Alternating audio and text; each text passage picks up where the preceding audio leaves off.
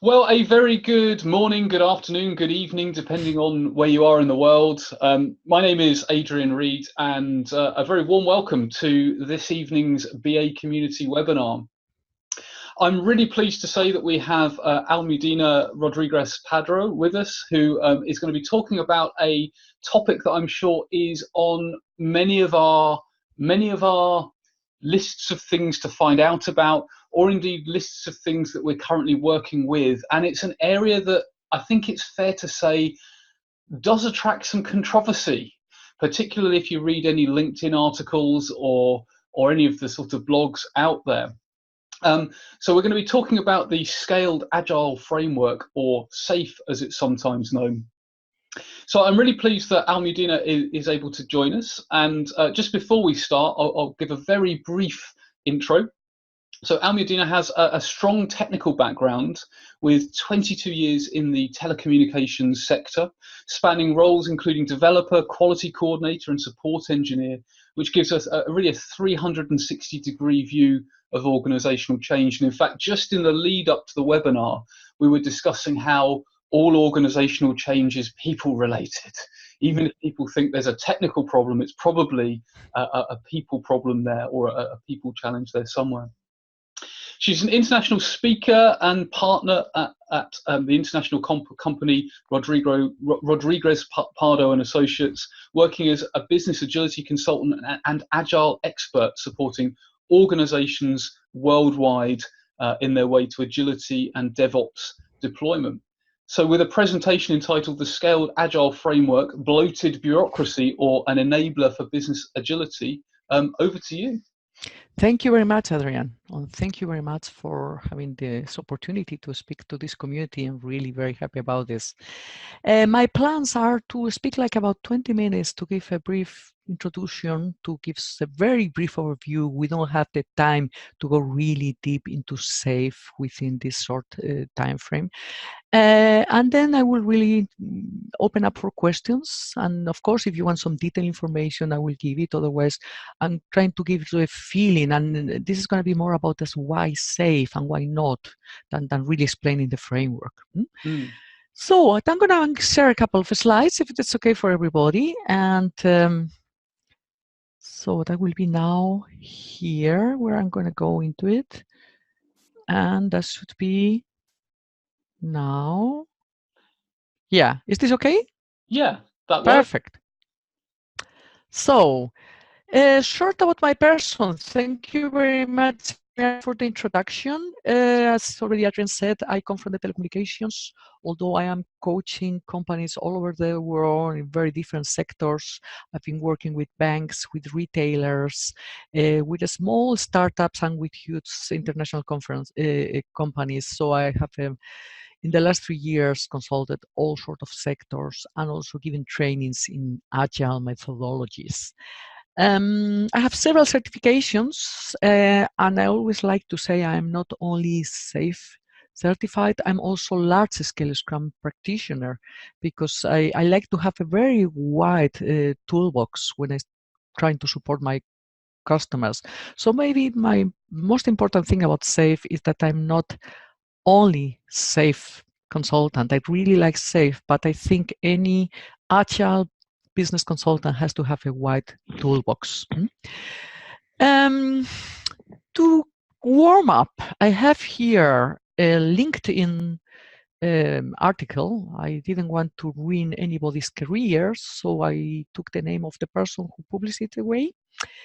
And yeah, this came up in LinkedIn like 6 months ago. I don't need to read it.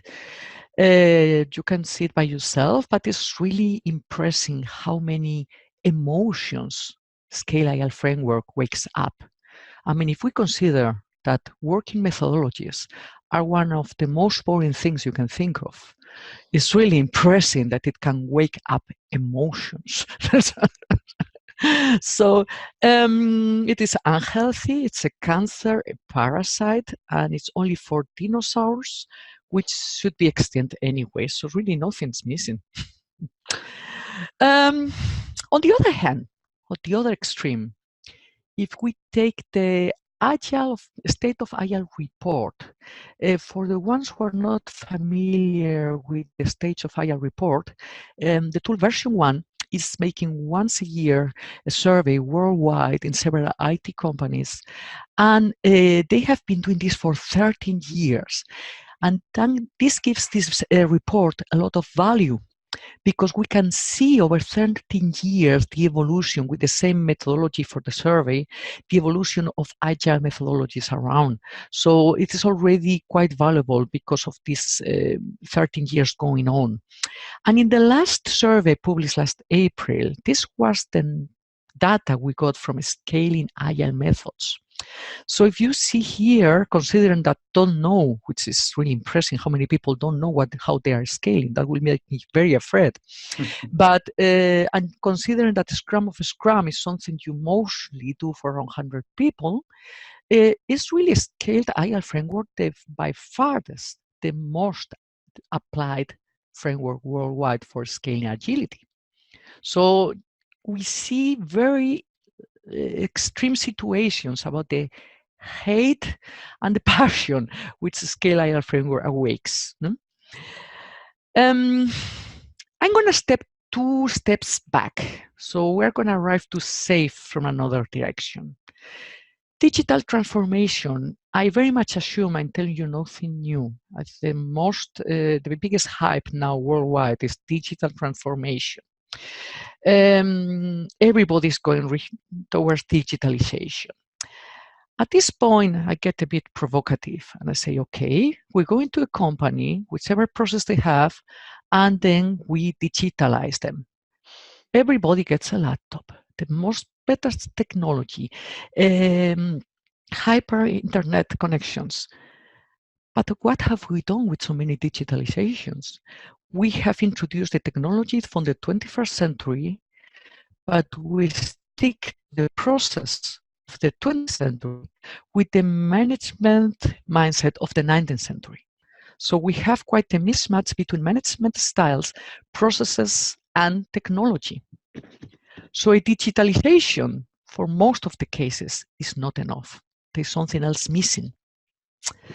And at this point, I really like this publication from Forbes, from the magazine in 2017. They had this article about organizational agility. That is what we are heading for.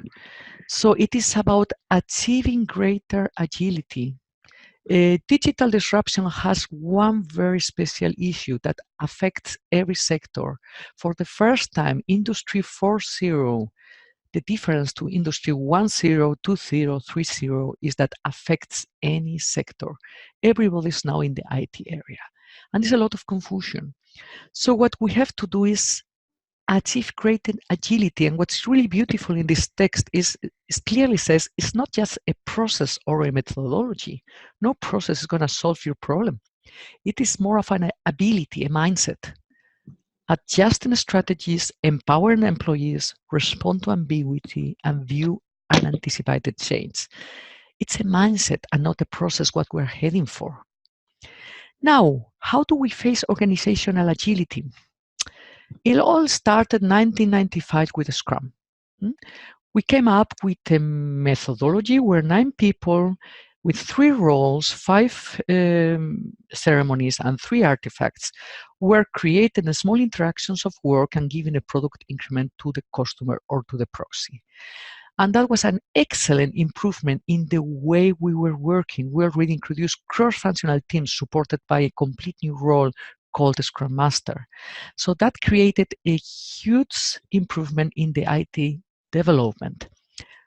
But by these Scrum teams or Kanban teams or Agile teams, as we might call them, we were creating a local improvement of the complete process, or let's say in project.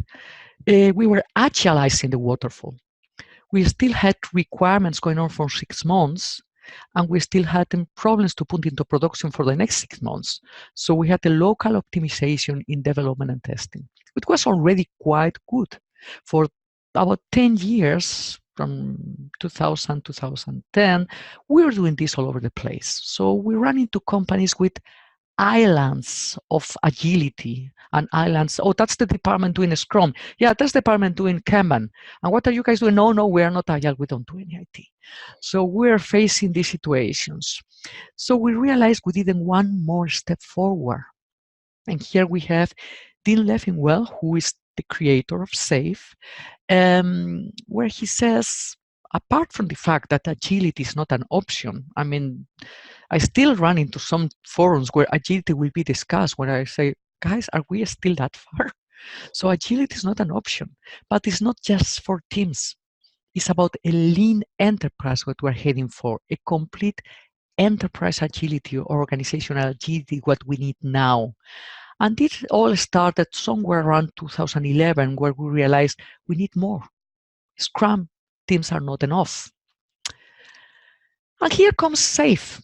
That is the official definition of SAFe. One of the several possibilities to scale the agility of your company to enterprise agility, it's a Scale Agile Framework. Scale Agile Framework defines itself as a knowledge base of proven, integrated principles, practices, and competencies. Proven because we have already many companies, many big enterprises, which are running it successfully. So that is one of the points. We already have success stories. And it's a bunch of principles, practice, and competencies based on lean and agile. And that is really very important with SAFe. If you don't have lean and agile in place, it's not safe.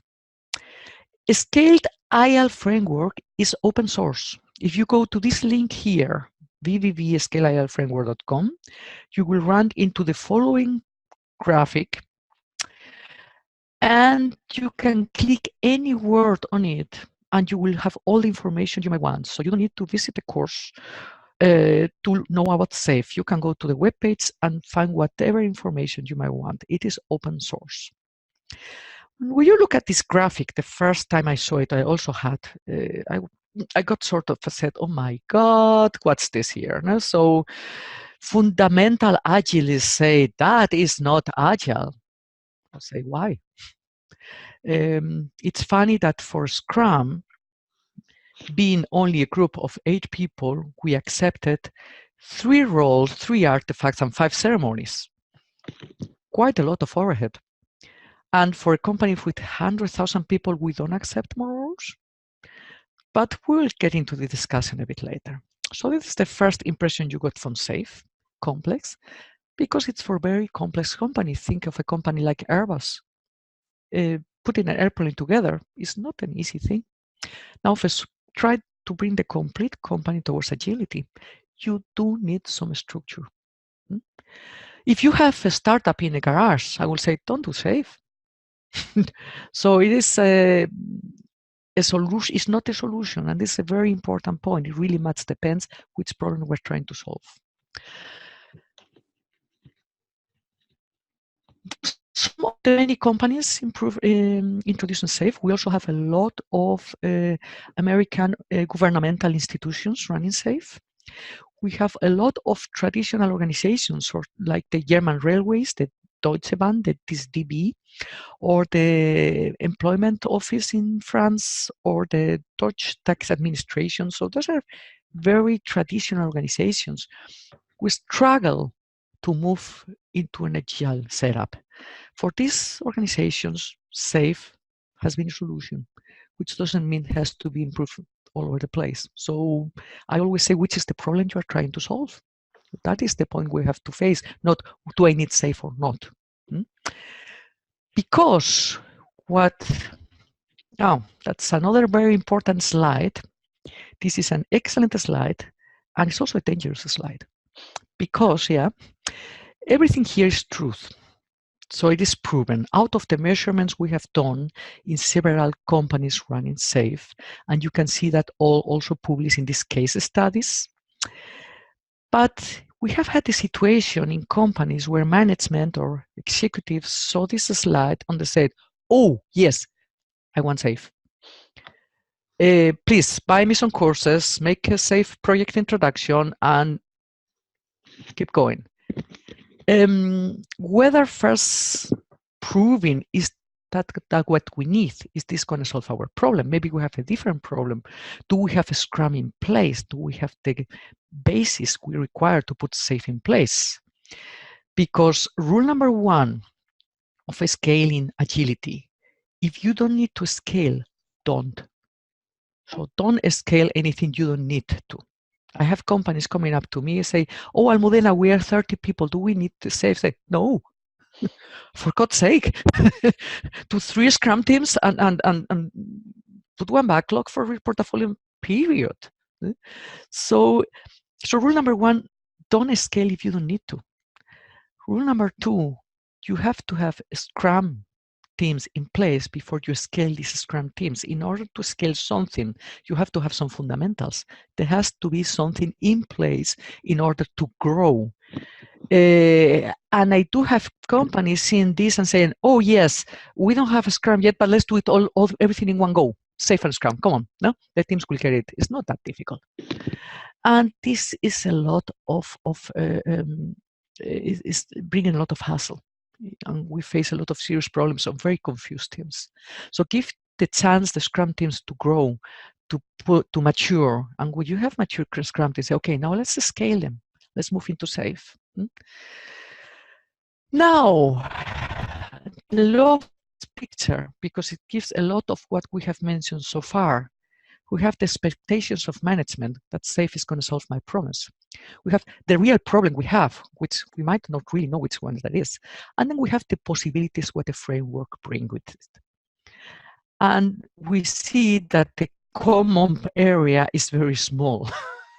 So from what SAFe can do to what management expects and to which problem we're trying to solve, you might have completely different situation. And then people complain about SAFe. SAFe is terrible. SAFe didn't solve our problem. I say, well, maybe it was not SAFe what you needed in the first place. So if I take a wall and I take a pen and I try to put a nail on the wall and I don't make it with a pen, it's not the fault of this beautiful, excellent pen. I took the wrong framework to solve one problem. What I need is a hammer. But my management gave me the pen and expected me to do the job. So that is the problem we're facing with SAFe. Poor SAFe is not wrong. Is that we are not really clarifying what's the problem we want to solve.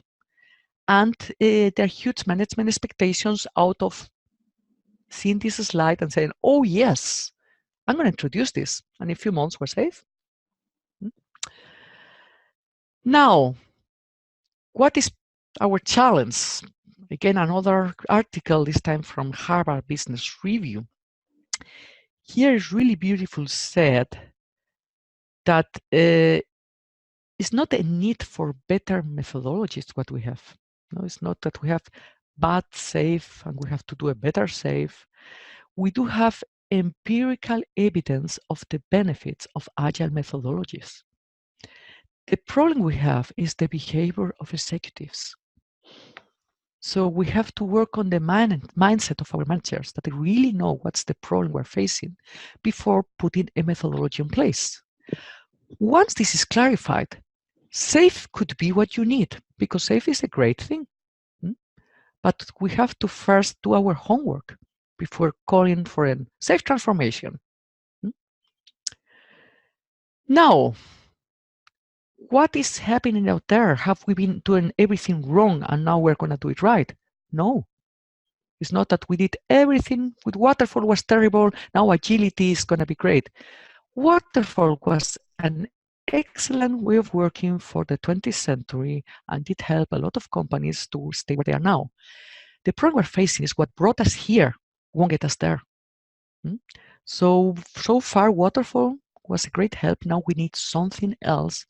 And it seems that business agility is by today the answer. Maybe in 2 years we'll have something else. Before we move into questions and answers, I told you I'm going to keep it short and crispy to have the opportunity to discuss. I wanted to mention this conference going on in May in Germany, but it's in English, of course, the Business Analysis Day, where I will be holding there a 4 hours workshop on the Scale Agile Framework if you want to know some more details. And if you're interested in some courses, just contact me or look into my webpage where our courses running. I will be delighted also to go into your company. And now I will really like to move to any questions you might have. Fantastic, and a really, really useful and punchy and concise intro there. So I'm sure we'll have lots of questions. So as a reminder to everyone who's attending live, you can type in your questions to the Q&A window, and we'll cover as many questions as we can in the time that we have left. So our first question is quite a chunky one. What would you say the difference is between business agility and agile as a methodology? Oh my God. How long have we got? May I go? may I Google? Yeah, please do. Okay, Agile. Agile is based on the Agile Manifesto. Agile Manifesto 2001 in Utah, USA, 17 men, 16 Americans and one Holland guy got together in Utah for some beers, skiing, and in order to change the world of the software development. Software development was heavy, and they realized they needed something adaptative. And they sat together for 2 days, and what came out was the Agile Manifesto.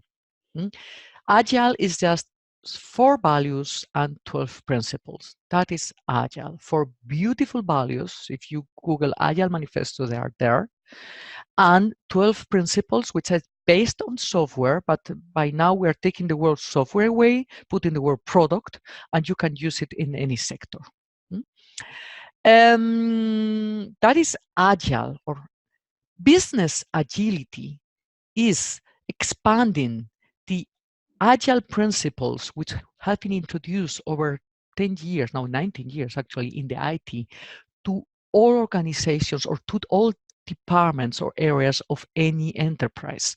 We are handling now, we speak about Agile HR. We're working a lot with human resources departments. We're sitting together with the finance departments. I was also sitting together with patent departments. There are strongly legal regulations there. You cannot be agile as you might want. So we're now sitting together with any other departments, support functions, which are not IT, to make sure we have one organizational agility, the complete company going in one direction, not two velocities, the IT and the rest running behind. So that will be, for me, from my private point of view, the difference. I hope it was a good answer. Yeah, it was. It actually overlaps with another question that's just come in, which is, it's a fairly lengthy question, so I'll try and just trim it down a little bit. But the gist of the question is around how we can be truly agile as an organization if the organization's finance team has fixed budgets and fixed timescales. And I suspect you will have come across this time and time again. Yes, and at this point I'm going to go to a Scale Agile Framework. You have here, I don't want to say now we have the solution for that, but we have given some thoughts. I mean, I was 7 years in the Scrum team, and I ran in the situation. I was working 22 years for Ericsson, and Ericsson was 2011 one of the first companies to say we have to go agile. So we had the Scrum teams, and it's actually what you said. We were working agile, but the budgeting was still yearly, and it was a bit of confusion. So we were between some walls. And if you see here, you have here lean budgets. Yes. That is the approach which SAFe has gone through. And I really like it because you cannot go anymore for yearly budgeting. You cannot decide in January what we're doing in November. By that point of time, the 3 customers jumped away and 3 new came in. So SAFe goes into quarterly budgeting, which is at least it's more agile than before, put it this way. And it's also an interesting way. You don't bring the people to the projects, but the money to the product to the value streams. So you set up value streams, these Agile release trains you have here, down here, where all the people who work well together, they are kept together. We don't have these cost centers where are distributed, and when the project is gone, people are distributed again. And the money link budgets are distributed between the value streams. So we are working on this financial aspect, but it is right. Over many years, we had IT departments beautifully running in agility, while the finance department was in the 18th century. Yes, yes, yes. Absolutely. So a challenge to overcome, and I think what that question and what your answer there's highlighted is that it's an organizational problem and an organizational wide change. It's not just about, as you said at the very beginning, it's not just about the technology. It's about a transformation in the truest sense of the word. Yeah, we oriented the company not towards projects, but toward products. We have some products or services which our customer is delighted about, and that is the direction we have to go for. And in an IR release train is anybody involved who might have a relation to this product, not only the pure development, maybe some support functions, maybe somebody from financial, anybody who has a relation is included in this value stream. So we are breaking the silos, very strong about SAFe, concretely, about agility and such. And that really affects you guys, business analysts, where we began talking to each other, development and business analysis. We have to break that silos. Over so many years, business analysis had thrown over the fence requirements document. Mine used to be 300 pages, and and it was the Bible. And now we are going in a more of a co-creation between business analysts and developers and testers. What is the problem we have to solve for our customer? Everybody has different information, and we are, for example, pushing for business analysis being part of the development teams.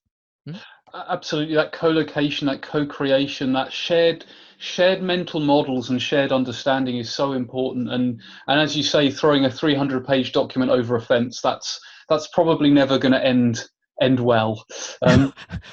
We did manage a couple of projects. Yeah. I mean, I guess there are still potentially situations, if it's contractual, where that might be necessary. But okay, so.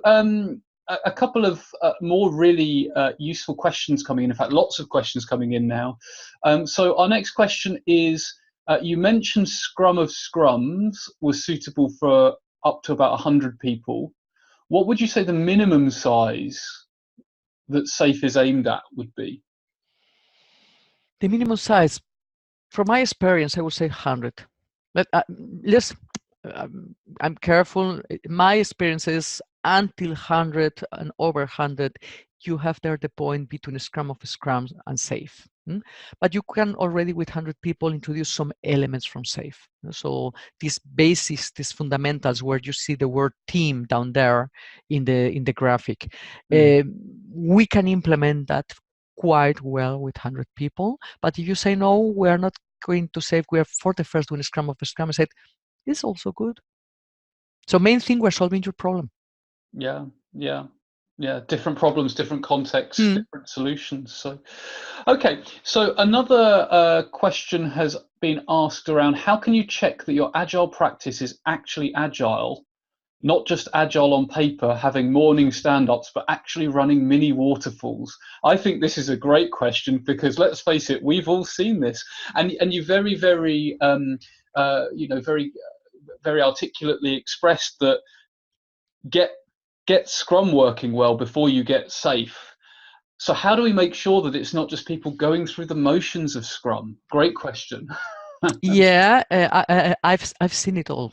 I must say, I've seen it all. I could make you cry. And I've seen also the most excellent implementation. So, but I've seen really, and I mean, of course, you can have a Scrum implemented in a very hierarchical way, and you can have Scrum implemented in a very agile way, completely dependent on the mindset of the company and completely dependent on the mindset of the management.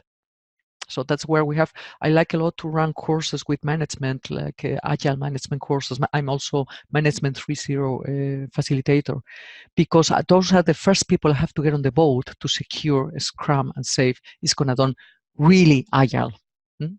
But of course, the culture is always very strong. So if you don't have the management on the boat, they will manage to have a hierarchical Scrum and hierarchical Safe, which produce a lot of frustration with the teams.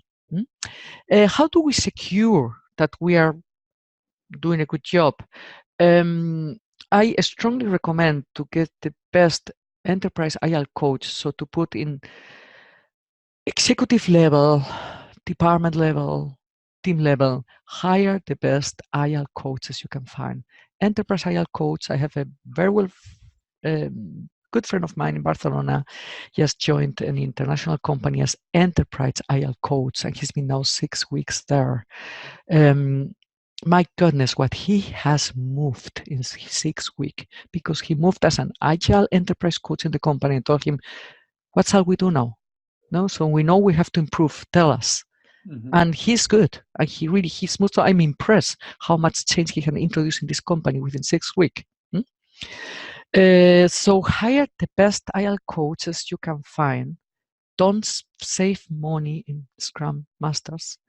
And now naturally a bit stupid if I said it, but maybe an external consultant can surely support you. So I happen to be one of those.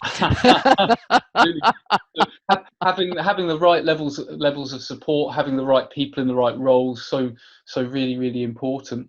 Yeah.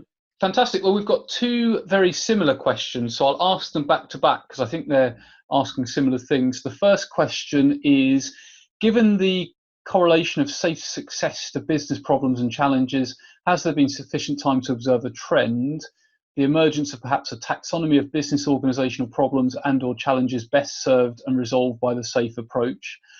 The second question, which I think is attacking the same sort of question, is you mentioned that SAFE only works when it's solving the right problem. What are the problems that SAFE solves? So I love both of those questions. I think to be honest, I got a bit confused with the first question. Let's take the second one. Which problem SAFE can solve? I'm going to start with that one, and then you tell me if I missed the first one. What problems SAFE solve? SAFE breaks the silos. That is one of the huge problems we have. No, a very good friend of us, Raina, was telling me once, Almudena, business analysis has always been agile anyway. Said it could be, but we only got a requirements document over the fence, so we didn't have a clue how you were working. Now you can tell me you were working agile. But we didn't notice. Yep. So we first have to break the silos. These teams are here, what you see here, development team with product owner, Scrum Master. SAFE enforces very much that we break all the silos through the complete change of production from the very moment the customer asks for something until he gets it on his hand, until it's in production. That we try to go as cross-functional as possible. We might need somebody from procurement because of legal regulation in the teams. Then he has to join there. And that is something really fantastic because we not only have development and testing, we need more cross-functionality. As Mary Poppendick always beautifully says, we need a team of engineers who solve problems. Not a bunch of developers and testers who get user stories from the left and give some product to the right. So we expand the power of the teams. That is one great thing of SAFE. Second problem that SAFE solves is collaboration, coordination, and communication. And this is the beauty of SAFE. I know when you see this graphic, it's very difficult to fall in love with it. But if you see this yellow column where it says program increment PI planning, every 3 months, 2 days, everybody involved in an agile release train, which might be around 100 people, get together face to face and plan together in one room. I was last week with a company in Sevilla doing this for the next 3 months. All questions are solved, all dependencies are clarified. Anybody who has information for this product joins personally. So by having 2 days everybody together, you solve a lot of open question meetings, clarifications. I cannot reach the BA. He doesn't give me the answer. I sent him an email. You try to reduce that to the maximum extent because everybody meets every 3 months together face to face in a big room. So that is really excellent experience being there, seeing product management speaking to business experts, speaking to some developers, and one guy from DevOps running around, everybody communicating what's the problem we're trying to solve for the next 3 months and how we're going to do it. That's fascinating. So you mentioned that potentially that's 100 people. Yeah. I'm just. This is a question from me. I'm just really fascinated. How does the mechanics of that work? Because 100 people, just coordinating communication between 100 people in one place, that's a logistical nightmare. Yeah, and you do have a role in this RTE, release train engineer. That is some sort of overall agile facilitator for the complete train, and he moderates, he takes care of the agenda. Of course, the agenda can very quickly run out of control if you don't have a clear facilitation, and that is this role who really take care of that. SAFE has a training for these people especially to secure you have the most value out of these 2 days. So these people are really trained for that because, of course, it's expensive to have 100 people fly in and meet somewhere, but you save so much effort of coordination later on. So you clarify so much beforehand. Apart from the fact that meeting face to face, this guy who has been sending mails from months really changed the character of the communication. It's a really great point, isn't it? I don't know about you, but I always find once I've met someone in person, Yes. it's easier to work with them remotely. And in fact, I remember meeting someone a while back who said the rule of thumb they use is always use the highest fidelity communication that's available. So if you can do face-to-face, do face-to-face. If you can't do that, but you can do video, do video. If you can't do that, but you can do audio, do audio. Only use like email if for those. There's nothing else there. For those tricky things. Obviously, email still has a place. Fantastic. Okay, so our next. Number three aspect with the problems with SAFE solves is this lean budgeting. So I will strongly recommend go to this page and read it because it's another 3 things where say here we all have a problem and SAFE has a possible solution.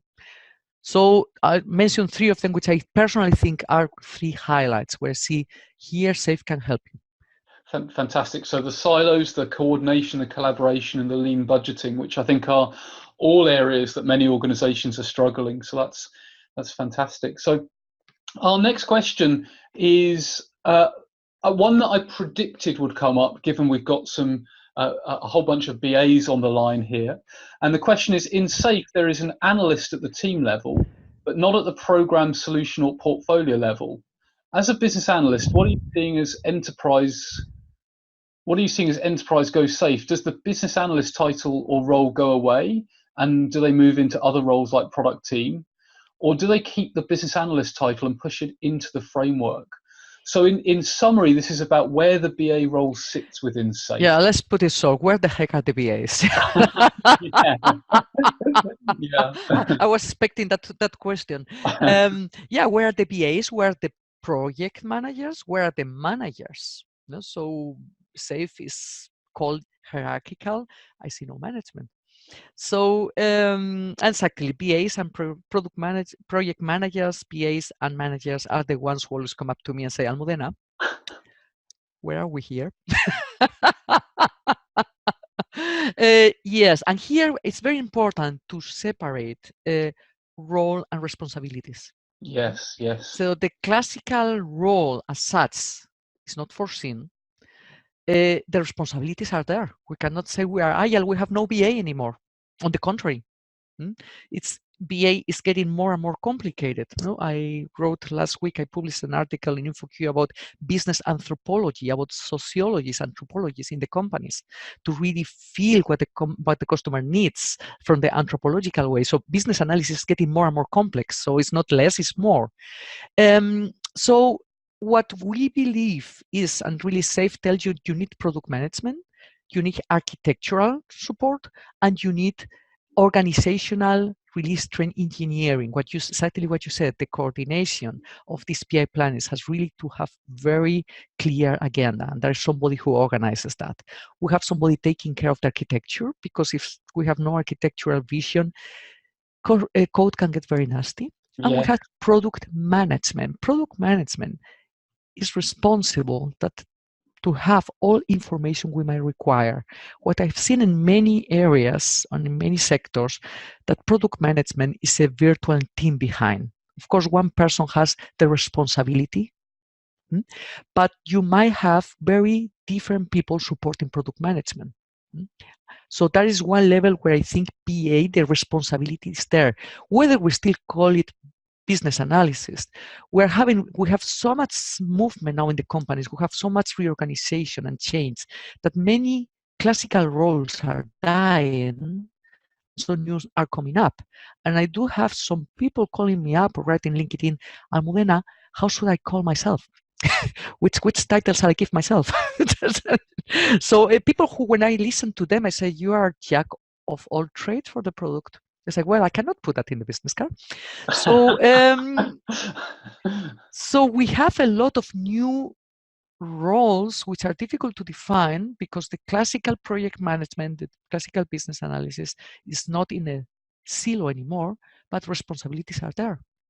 So we have some business analysis responsibility in the teams, whether we have a business analysis there or some team members with knowledge. It's whatever you might want. And product management needs this information. How this is handled.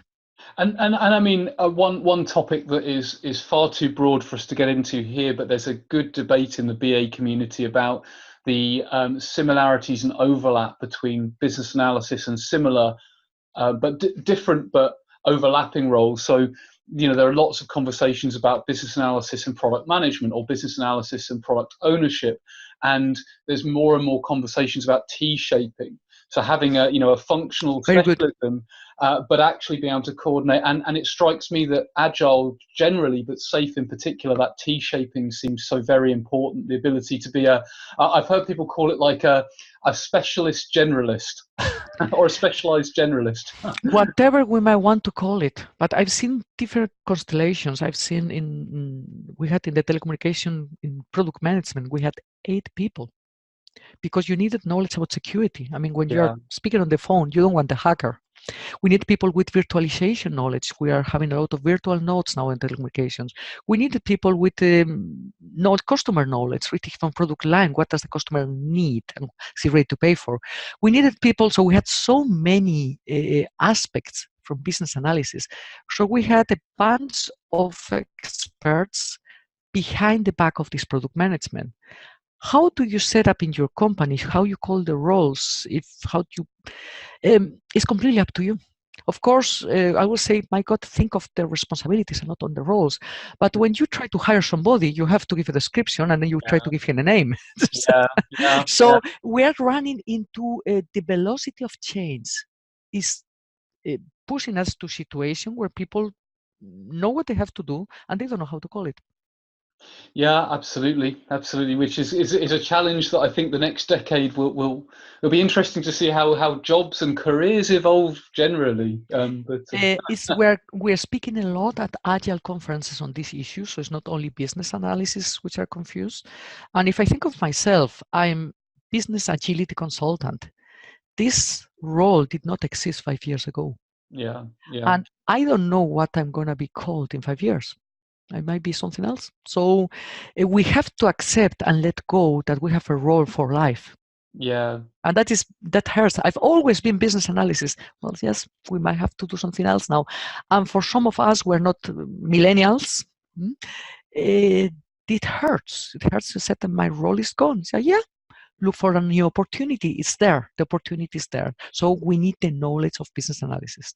And that's a really interesting observation, because I was thinking about some other things you said about management of the 18th century or 19th century, and actually you think about the changes that happened in the 20th century where it became normal that you didn't have a job for life.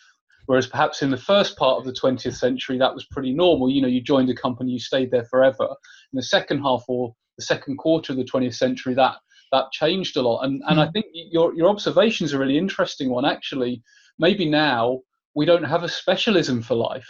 Maybe in fact, roles will come and go because the world is moving. The velocity of change is so fast, the veracity of that change, that we much as our organizations need to be adaptable, we need to be adaptable. Yeah, and I really like, I always mention Mary Poppendick, which is one of the greatest lady of the agility world. I had the honor to be with her in April in Ireland, and she's amazing. And she always speaks about a team of engineers solving the problem of the customer. Now, once you identify the problem we're trying to solve, then you might think, what knowledge, what skills do I need? So then they have to be in the team. So they have to be part of the team, and then let the people alone, say, that's the problem you have to solve, do it. How you want to call them? It's a different topic altogether. So good. Okay, fantastic. So our next question is possibly a really big question, and it might be one that you want to either defer or point people towards a resource, because the question is, what is the difference between safe and less? So okay, I can make a summary. It's very, very short summary, but you are right. I won't go into details. I took the course I'm less practitioner. I took the course with Greg Larman, who is the author of, together with Boss, they both are the authors from Less, and I really waited until Greg was in Europe to take the course with him personally. I met Greg 2011 in Ericsson, Shanghai. I mean, I was really impressed by him.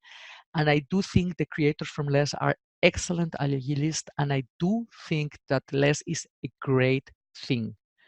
I learned a lot with the course, and if a company asks me for a Less implementation, I will be delighted to support them. Having said that, Less requires a lot of discipline. Less, and I asked Greg how many people could be in a Less setup, and he answered, the biggest company we coached with Less was 4,000 people. Oh, wow. That already gives you a hint. If you have 20,000, 30,000, maybe Less a bit hard. Yeah. I won't go deep into Less, apart from the fact that I admire the work from Greg, and I do think it's a good thing.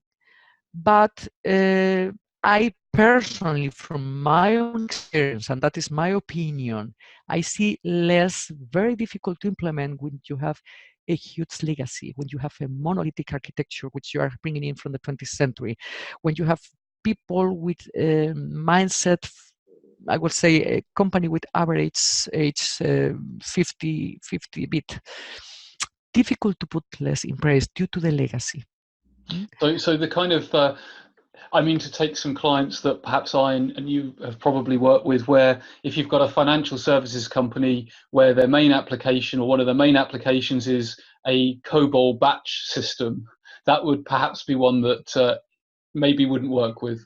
Could be difficult. I'm not saying it doesn't work. I personally, from my experience of knowing both. Yeah. You have a startup which had a huge success, and then we are 20, we're going to scale to 200, and we want to try Less. I would say, go for it, try it. Could be what you need. No? So it really requires a lot of discipline, and I do see it's difficult with a legacy behind. That is my personal experience. Somebody else had a different. I will always happy to learn. I know very little success stories with Less, and if you saw the percentage of companies doing it is 3%. Wow. Okay, that's interesting. I mean, I'm going to go shortly back because it's really an important question. The very beginning, when I was showing this graphic from there, Less is 3%. We have it here, 3%. Yeah. Interesting. So it is not easy to implement Less. It needs a lot of discipline. Okay, so we still have questions coming in. So I will cover as many as we can in the time that we have remaining. So our next question, and I hope I'm interpreting this question correctly. Instantly, if you ask this question, and if I'm interpreting it incorrectly, if you type a clarification in, I'll read it out. But the question is, how do you manage service introduction activities in SAFe? And by that, I'm interpreting that to mean, ultimately, if we're implementing some form of process or service, there will be some transition activities in actually implementing and letting people know that service is there. So how do we handle those kind of transition type service introduction activities? Service introduction. I mean, some trouble to try to identify what is really meant by which sector that will support me to understand it. Service introduction can be several different things. So I hope I don't give the wrong answer. In case somebody has some detailed question, I mean, feel free to contact me over LinkedIn or my email address. Absolute no issue. But right now, to be honest, I have difficult to understand what could be service introduction. Yeah. So maybe if that person drops you a line directly, then yeah, maybe the sector will give me some hints. Okay, so I've just had a clarification from that person. So they're saying it's around transition. Okay, I understand now. I understand. Thank you for the clarification, for typing that in. So the essence of what I think they're saying is, with waterfall, you have a launch date, and you can have an implementation plan. You can have a communication plan where you say, right, this thing is now live, whereas SAFe is more continuous.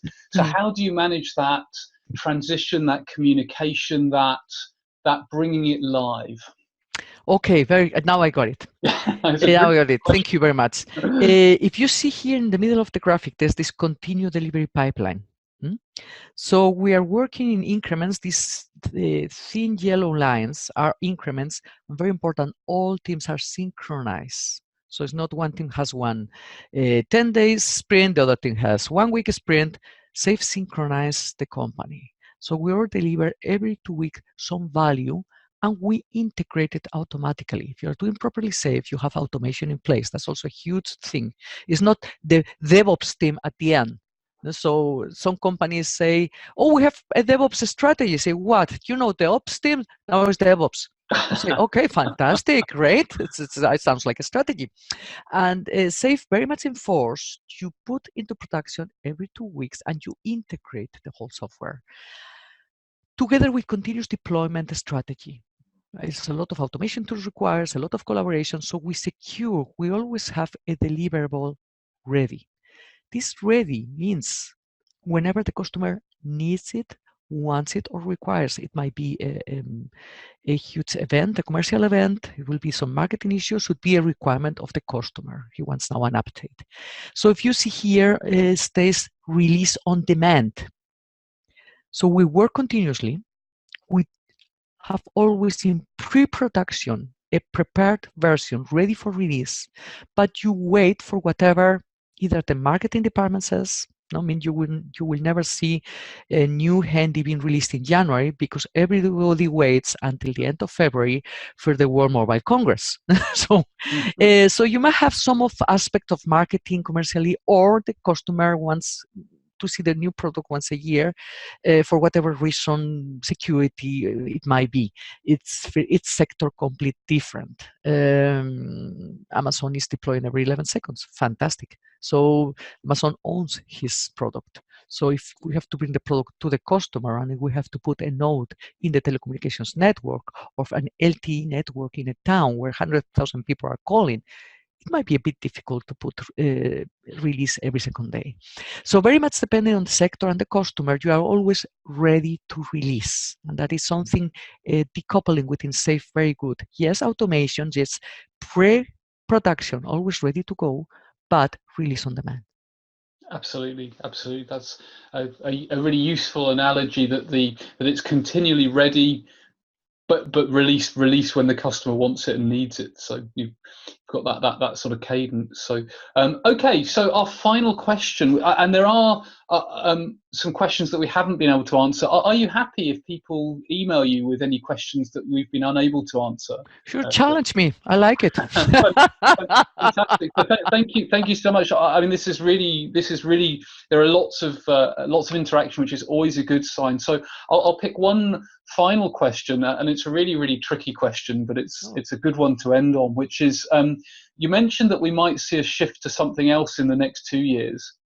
Any idea what that might be? What's the next trend? Tell us. Very good question, very interesting question.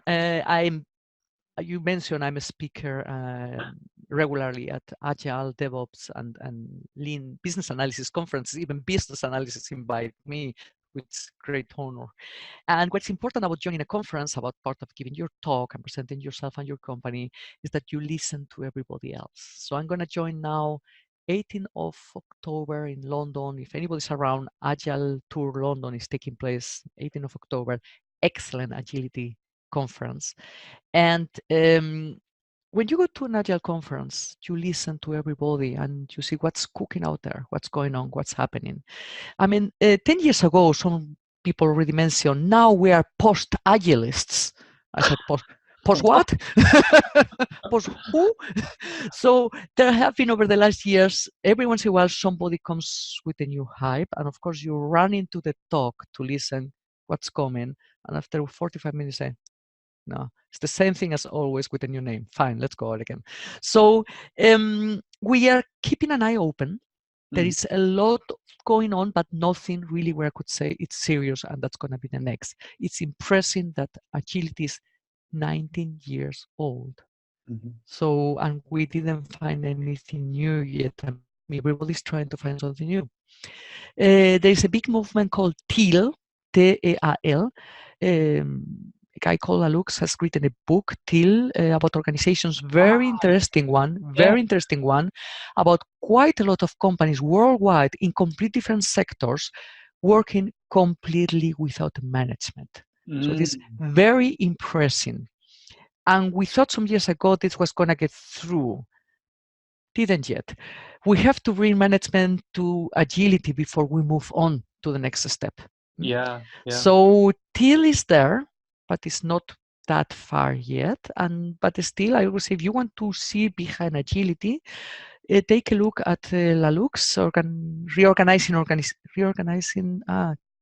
Trying to recall the name of the book, but you say TEAL Lalux, you will find it. And the cases he analyzed, the companies he visited, the factories somehow, or a nurses association in Holland, really impressive examples, which is worth reading.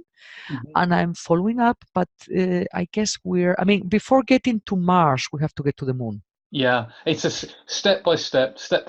So, and a lot can change. So, well, fantastic, and thank you so much. Time has beaten us, as it always does on these webinars. There are still some unanswered questions, but please do, drop. Almudena's very kindly said that you can drop her a line. So, just a few final things for me to say in closing. Firstly, a massive thank you, Almudena, for taking the time to be here today. I know that, we first met at a conference in Frankfurt, and I just remember I was presenting in the room first and you were presenting after, and the layout was wrong. And you helped me sort that out because we both wanted the same layout. And I was like, we get on, we need to collaborate. So I was really pleased we found a way to bring your story and your message to a different audience. To everyone who's on the line, thank you very, very much for attending and for all of the questions that you've added.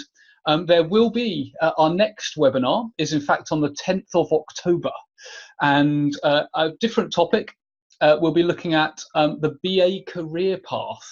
And in fact, we've got an expert panel with myself and 4 other speakers, each of whom are going to have a different aspect of the BA career path to talk about. So do put that in your diary. And in fact, when you close this webinar down, you'll get the option of registering straight away. I anticipate that one may well fill up very quickly, so do grab your space while it's available. Almudena mentioned a whole range of conferences, just a plug for a couple of other conferences. If you are based in, or if you can get to South Africa, there's the BA Summit Southern Africa, which is happening, in fact, next week. really, really innovative conference. It's in Cape Town this year. Do look it up. Always a highlight of the BA career. And then the following week, it's the BA Conference Europe, which is held in London. So do check that out as well if you're UK based or Europe based. So all that's left for me to say is a big thank you to everyone. Of course, a big thank you to you, Almudena, and hope to see everyone again soon. Yeah, I just wanted to mention you can go to the webpage of my company and that you can reach my email address in case any question was open. Absolutely. And are you happy for people to connect on LinkedIn as well? Of course. Welcome. Excellent. Well, thanks once again, and yeah, see you all soon. Yeah, thank you very much. Bye-bye. Bye.